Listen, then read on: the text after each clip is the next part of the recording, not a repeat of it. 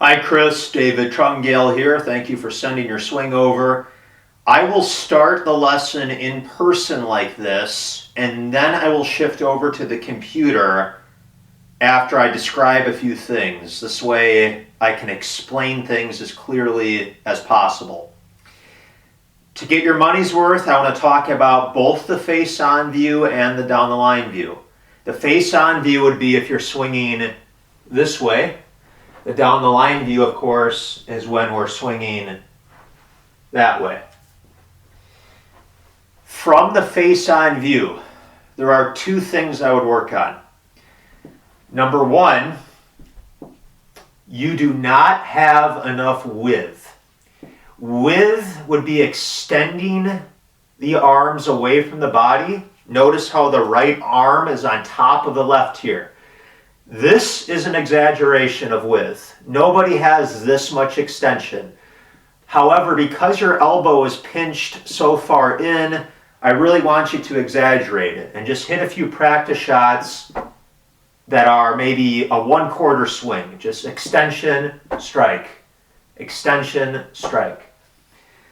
Another item I see from this view, and this is all going to help fix your steep angle of attack, which I'll get to later, but when you're turning, you're making a little bit of a reverse pivot, meaning your weight is too far left in the backswing. So I want you to feel like when you turn back, you're really loading into the right leg. This will ultimately set you up to shift your weight in the opposite direction and turn through, which in result is actually going to affect the plane from the down the line view. So those are the two things. Loading the weight right when you turn and more extension or width. From this view, what's happening, down the line view, if I were hitting that way, you're actually taking the club too far above the plane. Your right elbow is pinched in. There's this little bit of a crossing the line motion at the top. And on the way down, you're coming in too steep. That would explain the fat shots. By fixing that takeaway with more width, you can see right now the club head is covering my hands. It's intersecting with the hands. That should help improve that plane. But otherwise, you can get in front of a mirror and just work on taking the club back so that it's on plane opposed to out and away. When you do that, the left arm is now more across the chest, and that will set us up to shallow in transition more and hit better golf shots. Before I shift over to the computer, which I'm going to do in a moment, I remember in a Facebook comment you had concerns about not wanting to have a golf swing that is too flat. Don't worry, I am going to explain that on the computer to ensure that that does not happen to you. All right, let's take a look at the computer.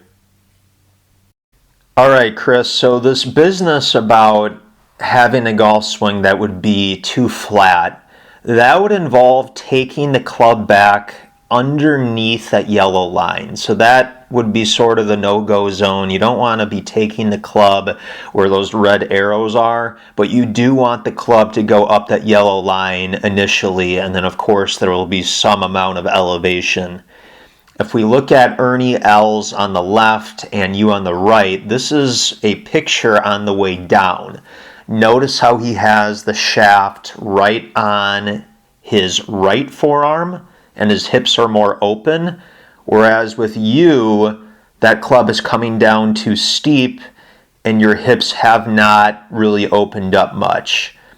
So let's break down your swing and Ernie's, and that should help even more. Alright, so here you are from down the line. I drew a bunch of yellow dots to illustrate the plane. So right away you can see though that club is definitely out above the plane. Right, here's the club head, here's the hands, so you're lifting it out and up. There's a lack of width that I think is contributing to that. And then at left arm parallel to the ground, you can see your right elbow is pinched well in front of the body. The left arm is not very much across the chest. So when the right elbow is pinched in prematurely, what's happening here, right here would be a decent position at the top. You know, your arms are in pretty good shape, but I think the right elbow is popping back just a touch and the club is getting crossed because of the fact that, once again, it was so far in front of you so early. So then on the way down, just to repeat myself, this is too steep, and you can see your left knee is still well in front of the right knee. At this point, you would like to see your hips well open, so you're going to hit too much ground, and that would explain the fat shot. So let's compare this to Ernie Els, and I chose Ernie because, you know, between you and me, neither one of us are as flexible as, let's say, a Dustin Johnson or a Joaquin Neiman, some of these young kids out on tour. Let's take a look at Ernie for the sake of comparison. Alright, so Ernie Els from down the line. Now, this camera angle is a little bit more out towards the ball, so it may look like he's going underneath the plane an inch or two, but this is really pretty good, right? So that's a classic takeaway. Club head is intersecting with the hands there, and he's really loading into that right side. We can see the flex in the leg, and this is really the key. So look how nicely the left arm is across the chest as a result of that takeaway going more up the plane. Subsequently, in transition, as he drives with the lower body,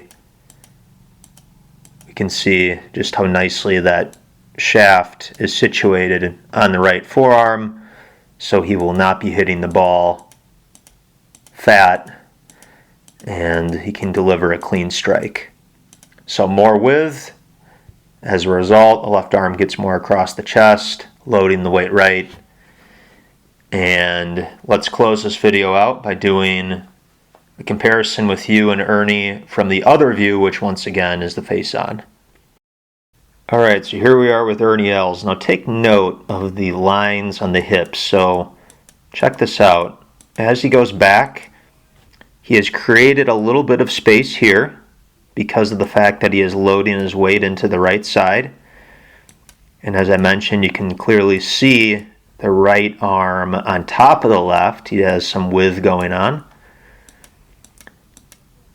Now, you don't have to make this full of a swing. You could probably just stop right here if you're restricted on flexibility. It's more about moving correctly versus how much you move. So if he just stopped here and swung down with his sequence, you could still shoot great golf scores.